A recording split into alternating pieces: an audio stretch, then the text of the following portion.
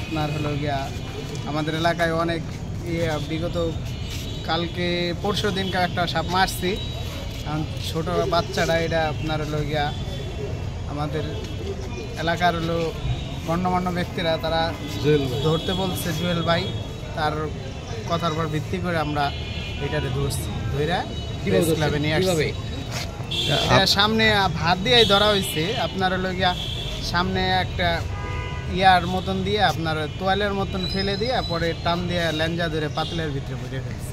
আপনি কি জানেন যে এইটা বয়স্ক সাপ আর এই ছোট সাপ এই দুই সাপেরই বিষ একই রকম? জি জি, এটা তো আপনার মৃত্যুরও একটা ঝুঁকি হইতো। জি ওই যে তোয়ালেটা দিয়ে নিচ্ছি।